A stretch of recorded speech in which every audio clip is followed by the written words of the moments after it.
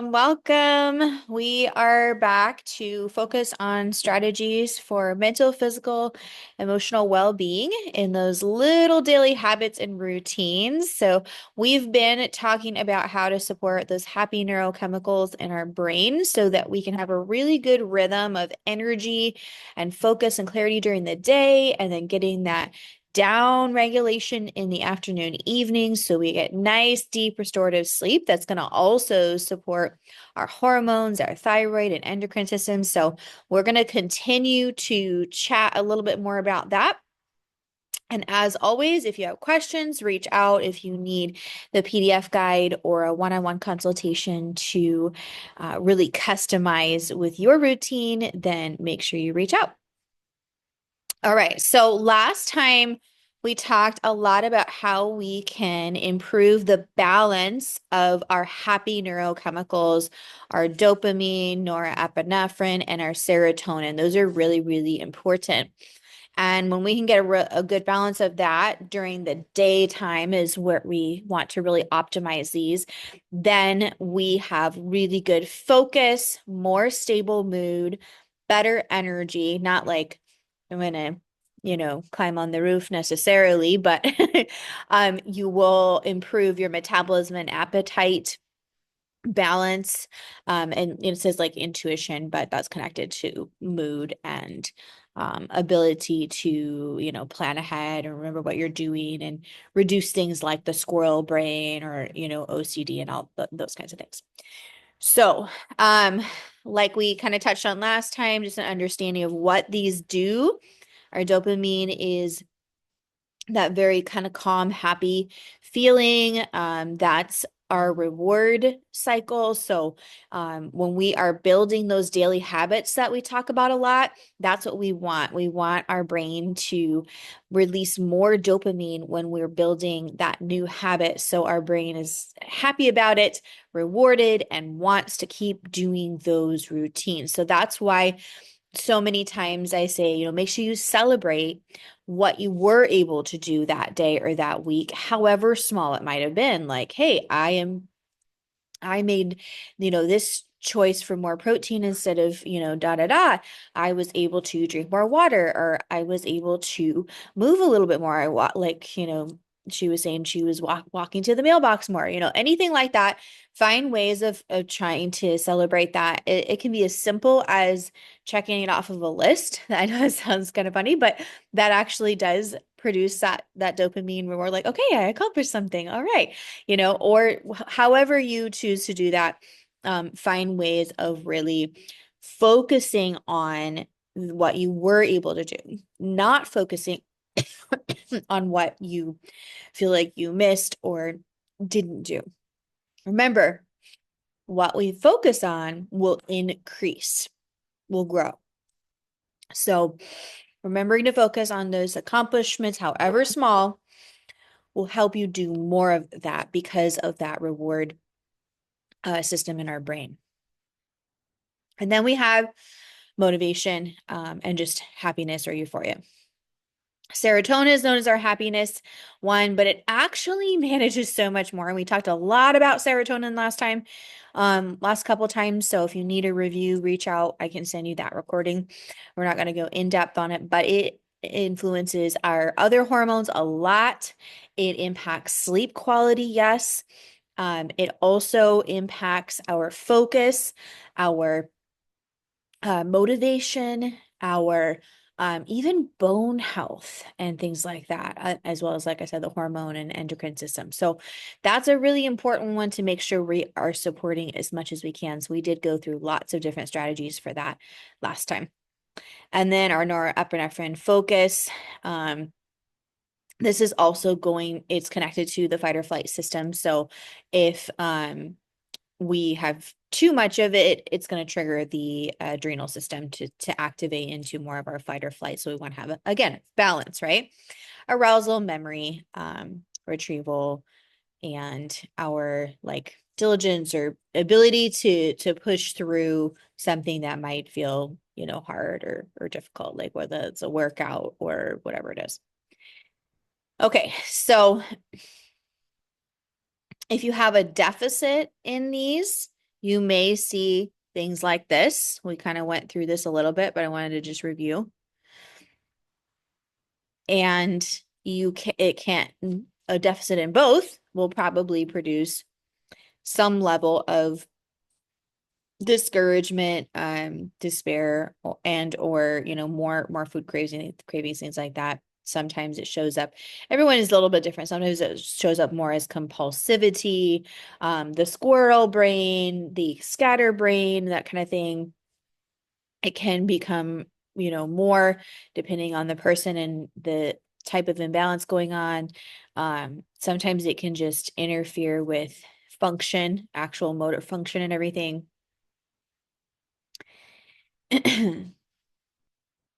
So we want to make sure we are keeping a good balance of synaptic dopamine, the DA represents dopamine, and for the serotonin, like I said earlier, sorry, this is giving me an issue. There we go. The synaptic, we want to have more activity of our little neurons in the brain that have that synapse junction to receive and use the dopamine and the serotonin. That's what we're doing. So when we talk about these daily habit strategies, that's what we're doing by doing these things. We went through a lot of these, so I'll just touch on them very quickly. We want to build habits around movement, gratitude, and laughter. That's huge. And sometimes in our busy lives, it can be a little bit tricky, but it's definitely possible. Making sure we get that deeper rest at night. We've done recently, we did a whole thing on that. So if you need those tips, then reach out. Making sure the stress is managed. We can't erase all stress, that's impossible, but figuring out ways of managing that. So if it's been a stressful day or week, hopefully daily, you can recognize that and choose to later that evening to do lots of getting outside, taking deep breaths, lots of stretching or movement of some kind. Some people prefer like a workout, which is great. If you love that, define what works for you, or some people prefer just the stretching. And that's okay too. Either way, you're getting that tension out of your body. You're activating your muscles and your nervous system to regulate and actually release more happy chemicals, reducing the stress hormones. You're physically getting the tension and stress out of your body as well. So that's going to be really, really important. And like I said, the deep diaphragmatic breathing, which we've done that a few times here. So hopefully you guys are continuing to use that. Don't forget, especially around routine things that you do. So again, think about your daily routine. What do you do in the morning? What do you do in the afternoon? What do you do in the evening? Can you fit in a couple of these things, one or two of these things in that routine? And it can be as short as a minute. It can be longer if you want. I recommend for like getting outside and walking or getting out in nature at least 5 minutes, but longer is better, absolutely. And that morning sun that we talked about, we've gone over that a lot. So with the deep breathing and the kind of stress relief piece of it, remember that in your daily routine, finding times that you're already doing something every day. You're always going to probably eat breakfast or something like that, or a snack, right? And you're probably always going to eat some sort of lunch. And then you're probably always going to have dinner, right? Those are very routine. Or the times that you brush your teeth, or when you're going to be getting your coffee in the morning or tea or whatever. Those are times where you want to try to build in that deep breathing right before, almost like just taking a moment to say grace. And you can do that, and you can use scripture, and you can use affirmation. We have talked about our release and reset. Those are the times that you want to do that. So ideally, you want to do it all those times because we do often need it. Our nervous system needs that regulation throughout the day to manage the cortisol, but also to keep our serotonin higher, to improve our metabolism and hormone balance and things like that, to reduce overall inflammation. So that's that closing your eyes, doing those deep breaths, and then the mental emotional reset. Release the tension, reset, focus on gratitude, scripture, prayer, affirmations, things that are going to move your mental, emotional state in a better direction. And I've found that many clients who are trying to start to implement that release and reset, or however you want to call it, find it's much more tricky to just to remember to do it when they're stressed. Not that you can't, you can. And you probably need more than a minute if you're really overwhelmed and really, stressed and stuff. But it's easier to implement if you just build it in before all those little routine areas. Like I said, before tea or coffee in the morning or whatever it is, if you use the rise in the morning or whatever it is. And then, like I always say, of course, you want to start with water, minerals, and nutrients before coffee. Okay. So that's why we love the rise. And then before your next meal or snack, whether that's breakfast or snack or whatever, right? Before lunch, before dinner, and around the time that you brush your teeth or get ready for bed, right? So that's about 5 times a day. If you can do it for about a minute or so, those 5 times, and just get that in those routines, you're going to be a lot better overall. And you can still do it more, you can still add it in other times, but that's a great starting point because you already have a routine. So you're just adding to that routine, and it's a lot easier to remember. Then you can build on that. Once you've added the release and reset, you can add in maybe a stretch, or something else, small. And then over time, you're going to just keep building. Whereas if you're just trying to like randomly remember, it's going to be a lot tougher.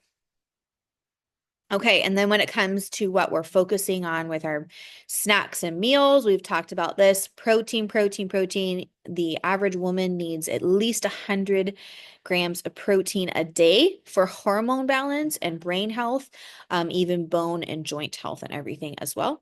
The omega-3s, whether you do it through your nuts and seeds or maybe wild caught salmon and things like that, avocado, olive oils, those kinds of things. You can also get omega-3, supplements and things like that as well, if that's something you need, if it's easier that way. And then minerals, right? Our body uses minerals like fuel every day. So that's our gas tank. We got to fill our gas tank with those minerals, which is why we talk about starting the morning with water and minerals, because that's very, very essential. Whether you only just have your Himalayan salt or Celtic salt, that's something to get some trace minerals. And then you can add more, or the dropper one that we've talked about. And then we're not going to eliminate all of these all the time, but as much as you can, replace those processed sugars, processed foods, fried foods, alcohols, so on and so forth, with your proteins, mineral rich things, fruits, vegetables, omega-3, nuts, seeds, those kinds of things. And we've gone through lots of different ideas, but we can always, if you need more ideas, reach out and be like, yesterday I really had a hard time trying to find good options. Can you send me some ideas? I'd be happy to send you some ideas. Sometimes I can't get back to you right away, but usually within 24 to 40 hours, I can get you something. And then, of course, like we've talked about, getting more nature, more sun, less screens, less, of all that kind of thing, because that really does impact the actual neurochemicals in our brain.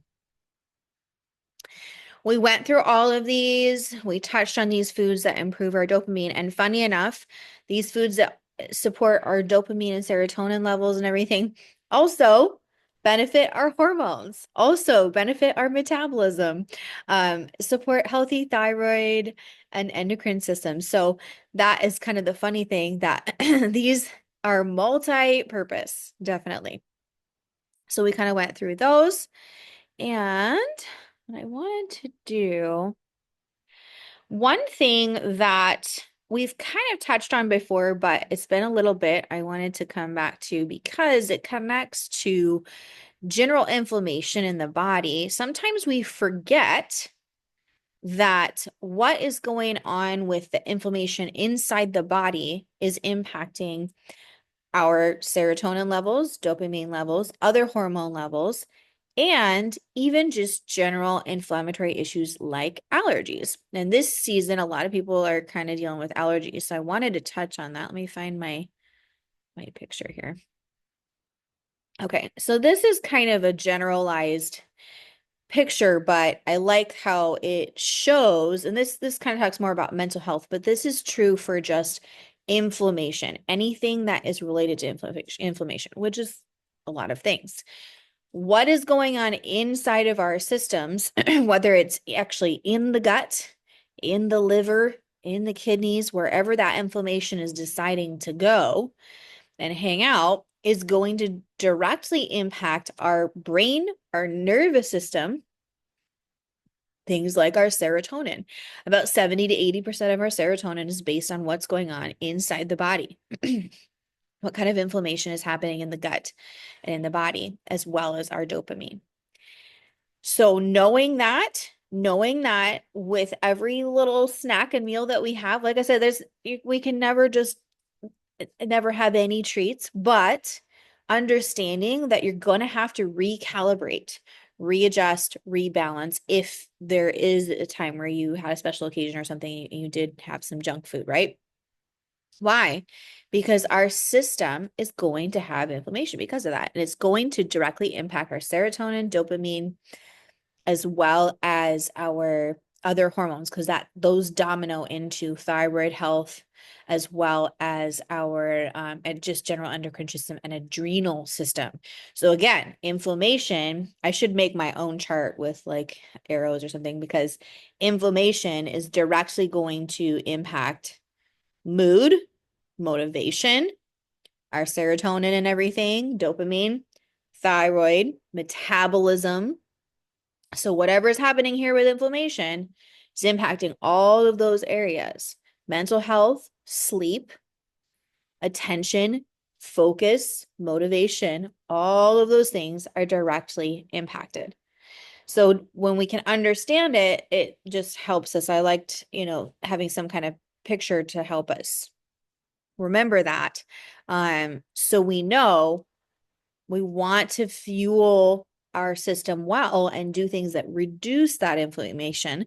That's why we use those minerals and things like the rise that reduce inflammation with different adaptogens and stuff. That's why we talk about a lot of greens and omegas and things that have antioxidants, because they reduce that inflammation. They help. So it's not just about helping the body's the gut system to be better, or whatever system, the liver system, to function better. It's also about making sure that inflammation is not causing all of those issues with those different things that we deal with on a regular basis, even just our energy levels. If there's that inflammation going on, our energy is going to be affected. And like it shows here, the mental health, but with our brain, is it is our mental health and our serotonin, dopamine, and everything, but it's also our ability to handle stress. So when we have a lot of inflammation going on, it's affecting our nervous system's ability to actually modulate the stress with the norepinephrine and keep us in a place with enough dopamine and serotonin that even though we might have a little bit more cortisol because of stress is stress, we can actually regulate it better and manage it better and not go into like, and like I said, that shows up in lots of different ways. So I wanted to touch on that because that inflammation is going to impact all those areas. One of those areas it's going to impact is also our actual allergies. So, like I said, it can show up in different ways, like our allergies and even rashes, skin issues, eczema, those kinds of things. So, it is also important, see if I can find my page here. It is also important to remember. This is liver support. That inflammation is going to domino into allergies. Why? Because the immune system will be on high alert when we have that underlying inflammation going on. It does impact the liver, but I was trying to find my other page. Hang on. Let's see. Liver detox. I thought I had one.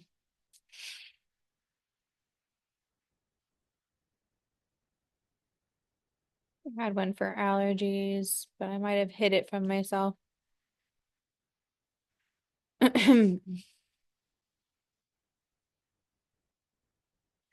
And allergies, for each person, it shows up differently. Some people, it's more of a digestive distress, bloating, gas, constipation or diarrhea.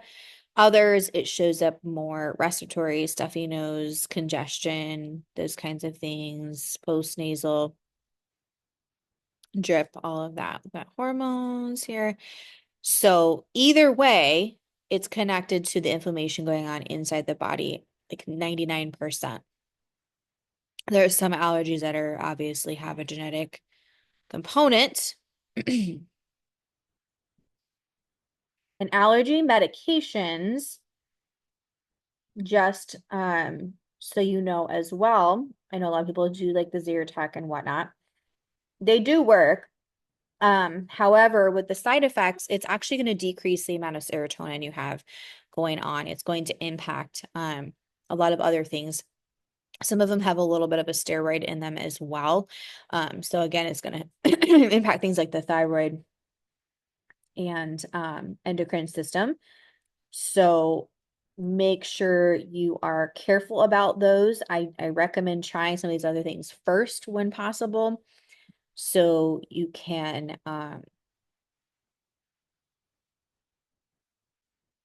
address it from that perspective and from the underlying cause, because the underlying cause is really connected to what's happening with the gut health, what's happening with the inflammation in the system. And that's a huge, huge part of it. Okay. Okay. So herbs are a really great way to start, but also there's certain vitamins that can help. So you can use things that have quercetin, or stinging nettle leaf tea. You can order that online if you need to. Tea is really great. I recommend if it's that time of year where you're really allergy ridden, to have about 2 to 3 cups of tea a day with something like the stinging nettle quercetin, maybe peppermint, maybe eucalyptus if you can get your hands on that. Rosemary is great. Lemon and ginger are great. So however you want it, put those together. Maybe make a picture of it in your fridge that you can just have.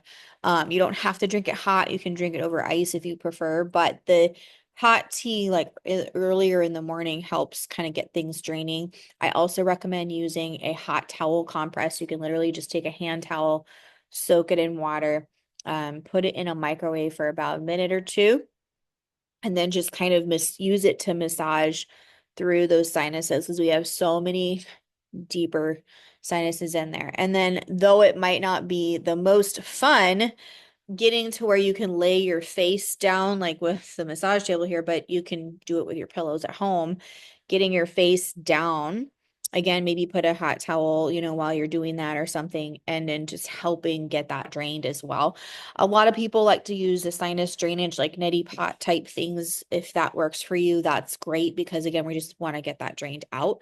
But we also want to address the gut and what's going on that's contributing to that with the gut inflammation. So I recommend to eliminate dairy for at least a period of time, and it processed sugars, processed foods like the chips and things like that that have a lot of additives in them. Those additives contribute to histamine reactions and inflammation, right? So vitamin C can be helpful. Also, your vitamin D is helpful. You usually want to have vitamin D with vitamin K for better absorption. So if you need ideas on that, there is quite a bit of vitamin D in the Rise and a little bit of C. I did find a dropper one that is pretty affordable as well, that has D, K, I think a little bit of C, zinc, and calcium. I have to look if there's one other thing in there, maybe a little bit of magnesium.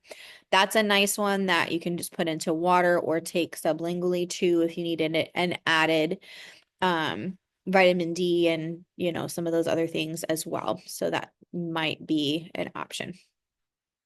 You can use things like I said with the teas, the essential oils is a stronger way of doing that with things like your eucalyptus, mint.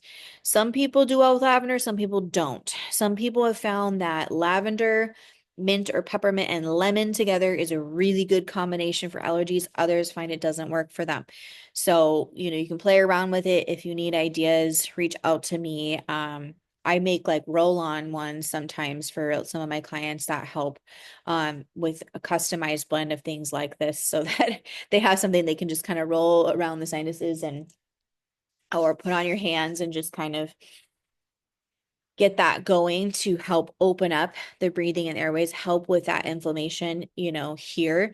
But the thing is, you also want to address that gut inflammation. So I also recommend to use those types of things topically with the digestive system. So if your allergies are flaring up, you might want to use a digestive support blend as well, or a digestive tea, because we want to address the underlying inflammation that's contributing to the allergies.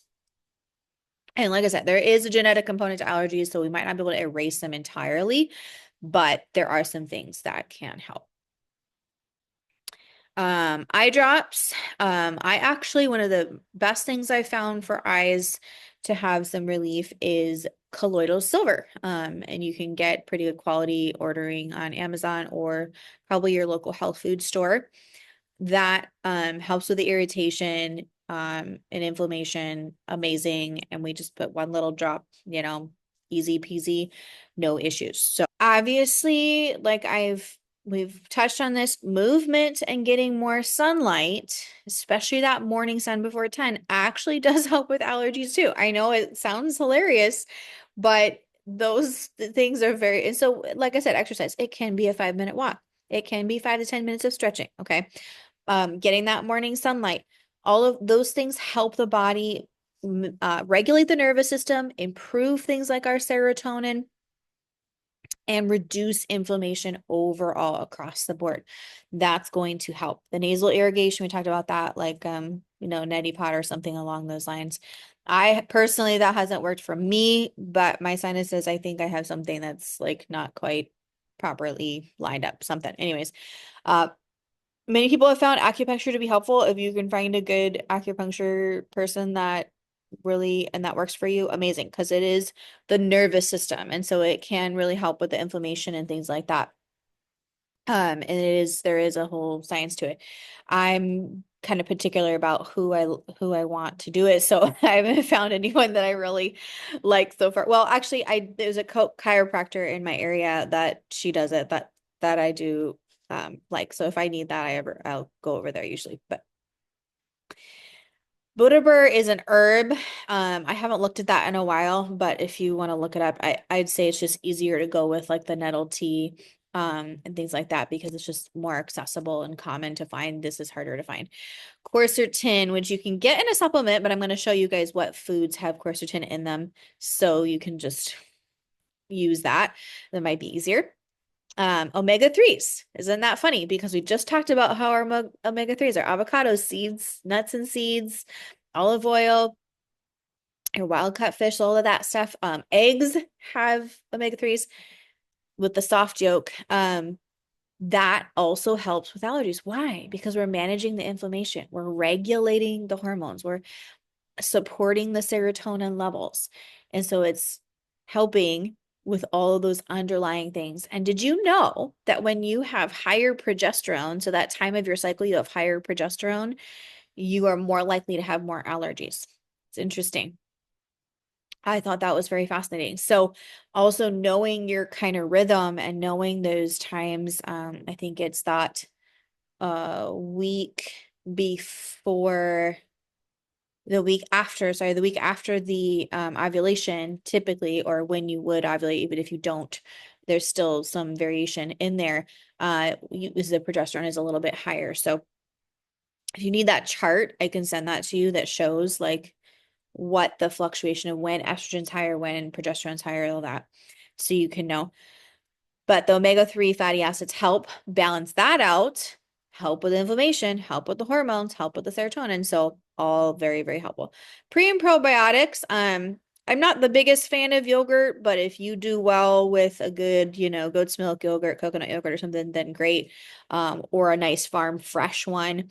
Um, your other fermented foods are going to be helpful. Like we've always said, fermented foods can be very great. Kefir, your sauerkraut, kimchi, and all that.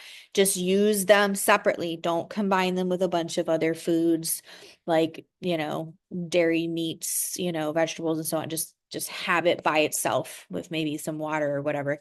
Use it by itself, let it do its work, and not have all those other things in there causing it to be more complicated for your system to process. Remember, more of the good, less processed as much as possible. So you're going to reach for your berries, your nuts, and your seeds instead of reaching for the random chips or whatever and snacks and things. And um, you're going to reach for your proteins, your omegas, your greens, fruits, vegetables. Apples have a good amount of quercetin, greens, citrus. Citrus is amazing for allergies. So if you do struggle with allergies, I highly recommend citrus fruits to be added into almost every meal. You can also put or squeeze or put a little lemon slice into your teas that we talked about doing teas. Green tea can actually be very helpful as well. And citrus supports your serotonin. We talked about that last time a little bit. So making sure now, again, as always, making sure we're washing them really well. We're getting certified organic when possible because we don't need the pesticides on there. Thankfully, citrus doesn't absorb all of the pesticides and fungicides deeper inside, but still want to make sure we're very, very careful with that. I'm not the biggest fan of wines and alcohols per se. They definitely cause inflammation, so I wouldn't highly recommend. There are some antioxidants in red wine, but I would just caution with that because the benefits don't necessarily outweigh the issues. And unfortunately, nowadays there's a lot of those wines and alcohols and things that they actually add extra sugar into them or other additives and things to help them taste good. So it's hard to find things that are really good. I do know a lady who had, she works with a company that does like the cleanest wines and things that I've seen where they make sure there's no pesticides, herbicides, fungicides on the grapes and things like that.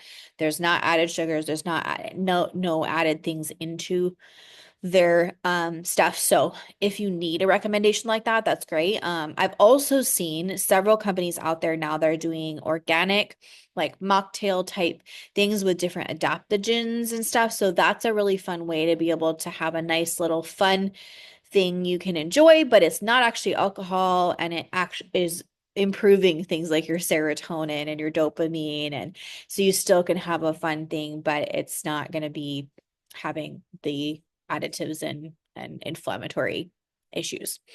Berries are good. Again, wash them, certified organic. Dark cacao, you can a delicious like evening comfort drink that I love to do is like organic cacao powder in with some coconut milk. I like coconut. If you don't like coconut, you can do something else, but a little vanilla, maybe a touch of cinnamon, a touch of like a turmeric powder, and just like it's a nice, like warm, spicy evening drink.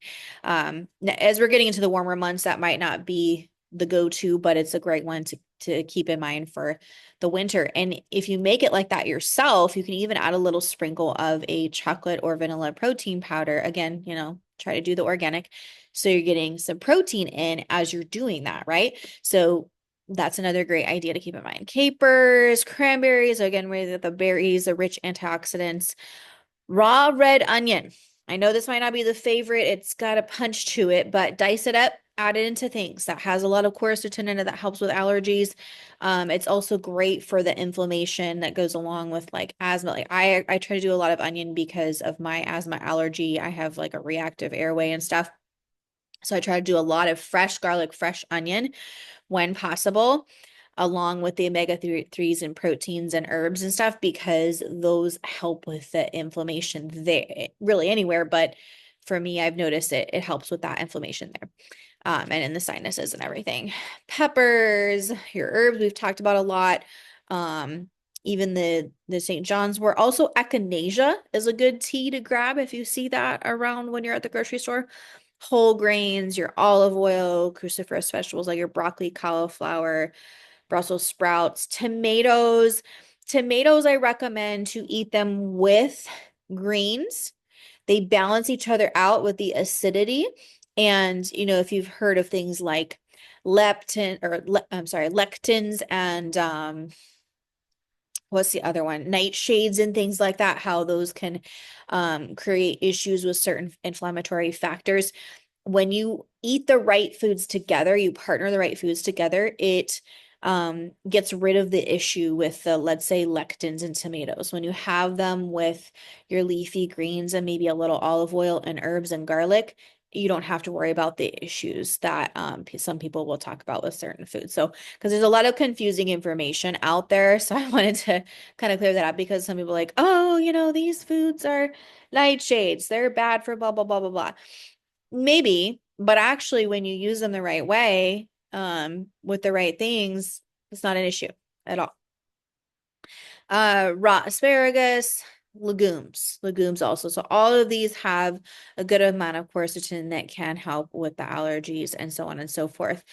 And then, like I said, just remembering that you also want to really reduce, cut back, and eliminate the things that are contributing to the inflammation.